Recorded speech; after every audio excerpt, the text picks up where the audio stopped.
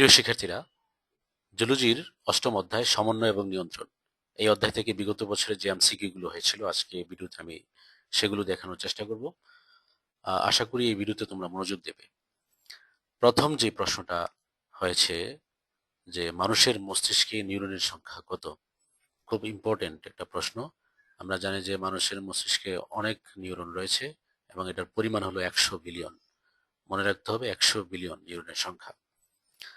আর neuron কাকে বলা হয়? নিউরন হলো স্নায়ুতন্ত্রের গঠন এবং কার্যিক একককে বলা হচ্ছে নিউরন। কোনটি মানুষের পশ্চাৎ মস্তিষ্কের অংশ নয়?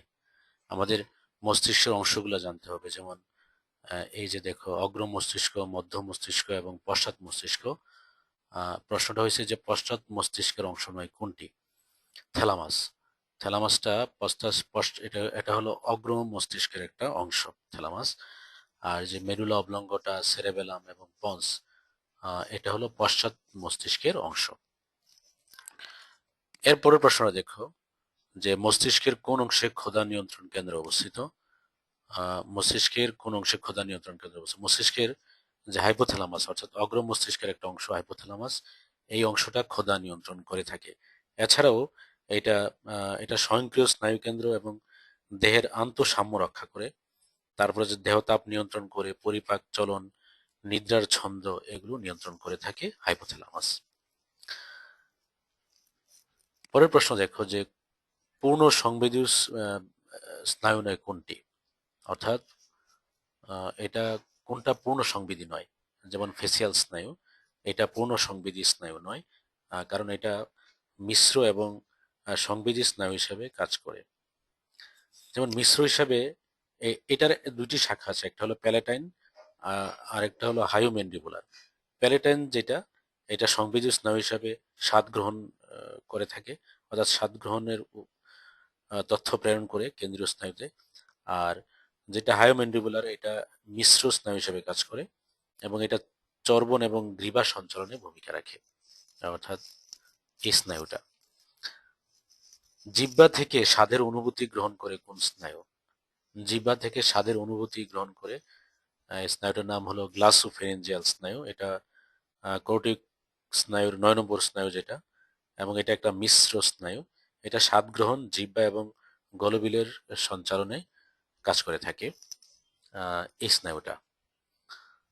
বুদ্ধিবৃত্তি, স্মৃতিশক্তি এবং ইচ্ছাশক্তি ইত্যাদির কেন্দ্র হিসাবে কাজ করে মস্তিষ্কের কোন অংশ?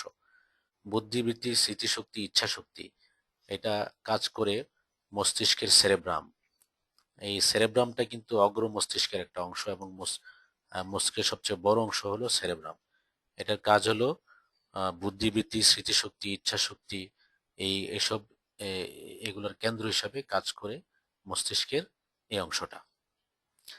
দেহের ভারসাম্য রক্ষা করে কোনটি? এখানে বলা আছে যে অপশনগুলোতে বহিঃকর্ণ, অন্তঃকর্ণ, মধ্যকর্ণ, কর্ণসূত্র। সঠিক উত্তর হলো অন্তঃকর্ণ। আমরা জানি যে অন্তঃকর্ণের মধ্যে যে যে অংশগুলো আছে, আহ, আর এই ভারসাম্য রক্ষাকারী অঙ্গকে বলা হয় ভেস্টিবুলার অ্যাপারেটাস। ভেস্টিবুলার অ্যাপারেটাসকে বলা হচ্ছে ভারসাম্য রক্ষাকারী অঙ্গ। এবং এটা অন্তঃকর্ণের তিনটা অংশ নিয়ে গঠিত, যেমন এট্রিকুলাস, সেকুলাস এবং আরেকটা রয়েছে যে অর্ধবৃত্তাকার নালী। হ্যাঁ, এগুলো নিয়ে অন্তঃকর্ণ গঠিত এবং এই অন্তঃকর্ণটাই দেহের ভারসাম্য রক্ষা করে থাকে। এর পরের প্রশ্নে আমরা চলে যাই। নিম্নের কোনটি চোখের একমাত্র আলোক সংবেদী অংশ? রেটিনা হলো চোখের আলোক সংবেদী অংশ, মনে রাখতে হবে। চোখের যে তিনটি অংশ রয়েছে, চোখের যে তিনটি স্তর, যেমন স্ক্লেরা, তারপরে কোরয়েড এবং রেটিনা। রেটিনা হলো চোখের একমাত্র আলোক সংবেদী অংশ এবং এটার দুটি অংশ রয়েছে আলোক সংবেদী অংশ, যেমন রড কোষ এবং কোন কোষ। আর অন্ধবিন্দু হলো রেটিনার মধ্যেই, যেখানে যে অপটিক স্নায়ু যেখানে এসে রেটিনার সাথে সংযুক্ত হয়েছে সেটাকে বলা হচ্ছে অন্ধবিন্দু।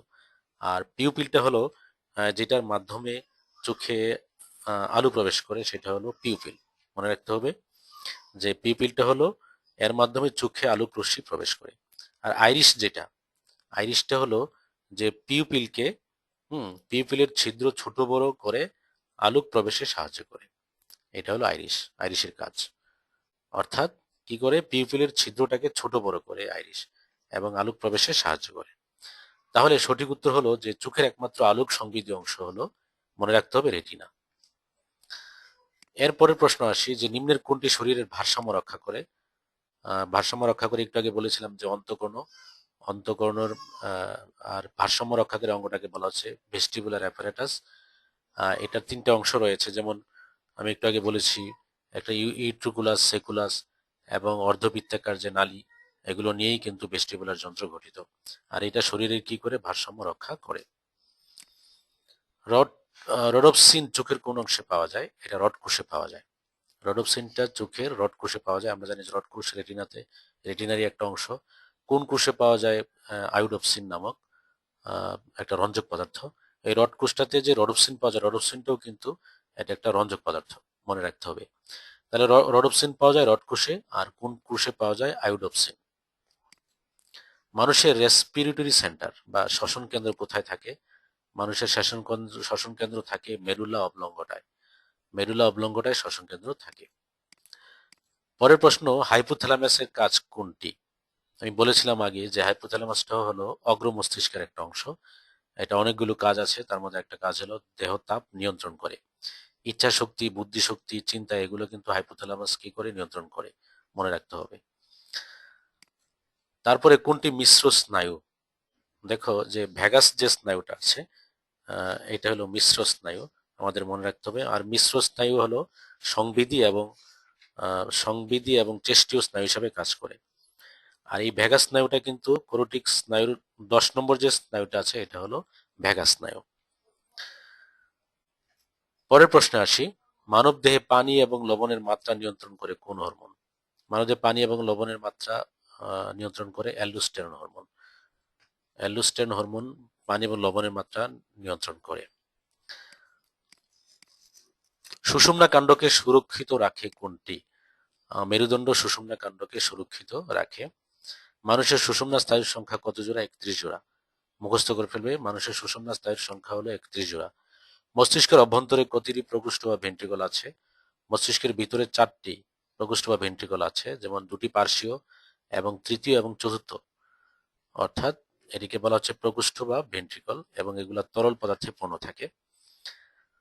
পরের প্রশ্নে চলে যাই, কোনটি চেস্টীয় স্নায়ু? কোনটি? অ্যাবডুসেন্স হলো চেস্টীয় স্নায়ু। খেয়াল করো, অপটিক স্নায়ুটা এবং অডিটরি স্নায়ুটা হলো সংবেদী স্নায়ু, আর ভ্যাগাসটা হলো মিশ্র স্নায়ু। তাহলে অ্যাবডুসেন্স হলো 6 নম্বর স্নায়ু, কোরোটিক স্নায়ুর 6 নম্বর স্নায়ু। এটা অক্ষিগোলকের সঞ্চালন নিয়ন্ত্রণ করে। হ্যাঁ, এই অ্যাবডুসেন্স 6 নম্বর স্নায়ু। কোন স্নায়ু অক্ষিগোলকের সঞ্চালন নিয়ন্ত্রণ করে? অ্যাবডুসেন্স। একটু আগে বলেছি অ্যাবডুসেন্স, এটা 6 নং স্নায়ু কোরোটির। এটা অক্ষিগোলকের সঞ্চালন নিয়ন্ত্রণ করে। অষ্টম কোরোটিক স্নায়ু কোনটি? অষ্টম কোরোটিক স্নায়ু হলো অডিটরি স্নায়ু। আমরা জানি যে অডিটরি স্নায়ু এটা সংবেদী স্নায়ু, এবং এটার কাজ হলো শ্রবণ এবং ভারসাম্য রক্ষা করা। এই স্নায়ুর কাজটা হলো শ্রবণ এবং ভারসাম্য রক্ষা করে। মানুষের অক্ষিগোলকের স্তর কয়টি? মানুষের অক্ষিগোলকের স্তর 3টি। আমি একটু আগে বলেছি, যেমন স্ক্লেরা, তারপরে কোরোয়েড।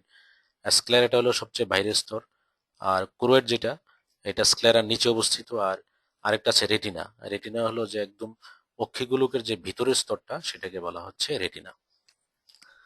তো এই ছিল আহ, সমন্বয় এবং নিয়ন্ত্রণ অধ্যায়ের কিছু ইম্পর্টেন্ট প্র্যাকটিস তোমাদের এমসিকিউ প্র্যাকটিস করার জন্য।